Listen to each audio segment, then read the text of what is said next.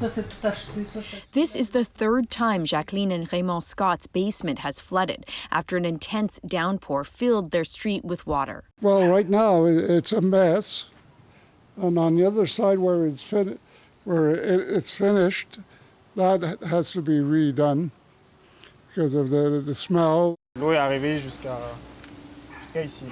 The water went right under Vincent Borlet's front door into his home and car. C'est quelque chose qu'on sait que ça va revenir.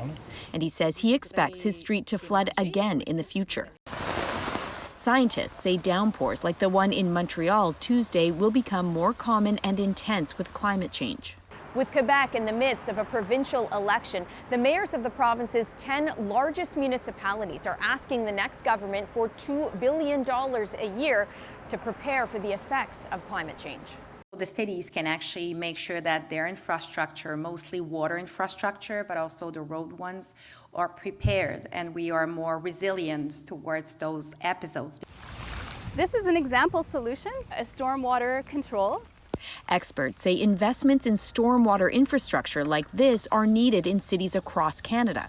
We retain the water for a certain amount of time, and that means we don't have as much water happening all at once, and that's what causes the flooding. So this really helps to reduce that peak flow. Some parties have very sort of strong, credible plans, others have, no plans. This climate researcher, consulted by the Quebec Solidaire political party for its climate proposals, says along with mitigation plans, governments need solid plans to reduce emissions. I would like to see, in general, climate change be less politically fragmented. It's not really a political issue, it's a physical reality that we're living with, and it would be nice if it was taken as a given that climate response was necessary. Because he says the issue for all cities is urgent.